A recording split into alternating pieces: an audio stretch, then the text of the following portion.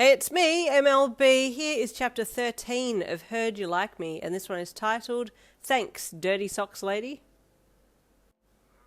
Momo, who knew the code sign, was watching this guy reach behind himself and knew that she would need to act quickly, as it looked like he was reaching for something. She assumed a knife since it had been mentioned before, and so made a binding scarf similar to Mr. Aizawa's from her arm, and then threw it at the would-be thief and snagged him instantly. The thief was still somewhat distracted by your sudden call of dirty socks and was wondering what you were on when he was suddenly wrapped and bound.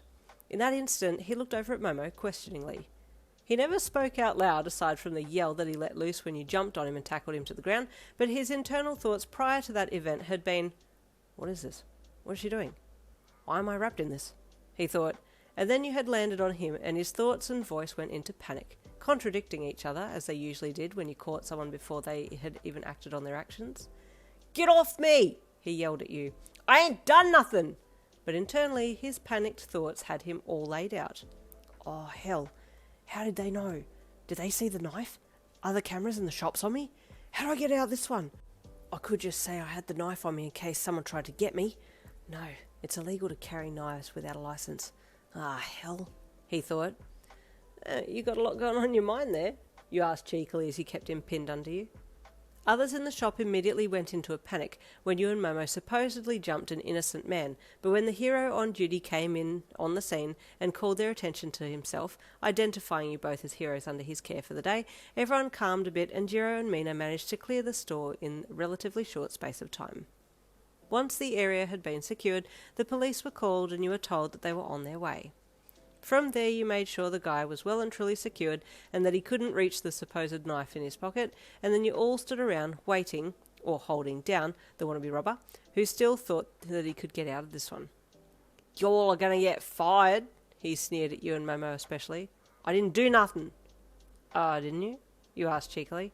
"Nah," he replied smartly. "I was just doing my shopping, and then you both jumped me."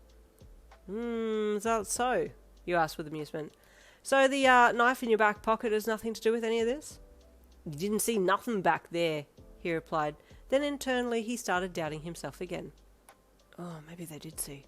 But I didn't try and get the money, so they can't get me for that." "You do realise attempted burglary is a thing, yeah?" you asked him, responding to his inner thoughts. "I didn't do anything like that. You're trying to frame me," he protested. "How does she know?" he thought. Take a wild guess, sweetheart," you replied to him with a smirk. The other girls and the hero could tell that you were replying only to his internal thoughts, because his spoken questions and your replies weren't making any sense, so they knew what was going on. But it was only at that stage that the would-be thief stopped and looked up at you. "Do you have one of those mind-reading quirks?" he asked. Pick a number between 1 and 10, you replied with a smirk.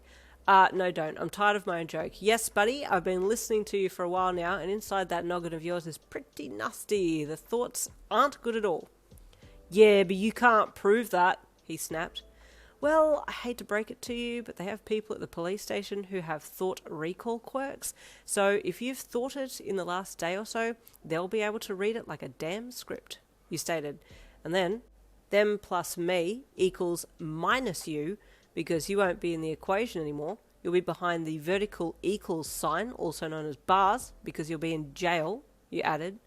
While you were speaking, you could hear police sirens outside, and you continued to talk to him as they approached the building. "Here they come now. So my piece of advice to you is to admit that what you were going to do was wrong, and play nice, and they'll let you off on cooperation rights. You get a better outcome if you help," you said. He thought about it for a bit, and you listened in as his mind ticked over. "I was trying to help out. They need the money, and I knew where to get it," he thought sadly. "Yeah, just tell them that too," you said as you crouched down and patted him on the shoulder. "Sometimes there's a better way to get things. Asking for help is better than ending up in jail. You can't do anything for them if you're behind bars." He didn't say anything out loud, but internally he agreed. "Thanks, dirty socks lady," he said in his mind as he looked down at the floor. "No problem," you chuckled. I like the nickname. Just then the police came in and the hero in charge took over and explained what had happened, and they took the man who had been captured. You gave him a nod and a smile as he was walked away and then turned to Momo. "Good job," you said, holding your hand up for a high five to her. She blushed and high-fived you, and then the others came around and you complimented all of them as well. While you were chatting and laughing, Momo watched you. You were so confident yet kind, and she admired you from the side. "Oh, gorgeous," she thought as she watched you, and you heard her and looked at her. She realised you had heard her, so she quickly looked away, scratching at her cheek as she did so, trying to keep her mind empty. "Gotta talk to this girl, she's making no sense," you thought as you looked back to Mina, who was talking to you. You were elated that Momo had thought the word gorgeous, but you weren't sure if it was about you. You hoped it was, but also thought that you were getting ahead of yourself if it wasn't towards you. The rest of that day went well, and at the close of the day you all headed back to the school grounds, eager to get some food and sleep. "Does anybody need their uniform fixed?" Momo asked as you walked into the girls' change room at UA. Nope, I'm all good for day one," Mina said. "I might need to put my uniform in the wash though, since I did run a little to save that runaway grocery cart for the old man." "Yeah, you sprinted after that thing," you laughed. "I was wondering what happened to make you run so fast." "Food," Jirou commented. "Yeah, that would have been my motivation for sure. If you see me running, it's because I've missed the ice cream van and I'm running to catch it," you said, filing into the change room with the other girls. You all walked into the change area and everyone started stripping off except you. You had your spare clothes in your locker there, so it wasn't like you didn't have clothes, but you were more trying to compose yourself so that you wouldn't accidentally let an eye stray and stare at Momo. "Don't look, just take your own clothes off and put your other ones on. It's not that hard," you said to yourself, but a voice to your left stopped you just as you were about to lift your shirt up. "Damn, they're so nice," you heard, and you looked to see it was Jirou, but it was Jirou's internal thoughts. Glancing to see what she was looking at, you suddenly copped an eyeful of Momo's upper body with nothing on, and you looked back to Jirou, who was now blushing. Discreetly, you held a fist out to her, and she looked at it. "I agree," you said in a low voice, and her blush deepened. "They are perfect." Momo hummed softly, and fist bumped you back, and then spoke in her mind. Sorry, I didn't mean to actually think it, but they are so nice, and big, and mine are." You looked to where she was looking down her own front. "Hey, you're the same as me. No titty club. But you got a super cute face to make up for it. I don't know what I have."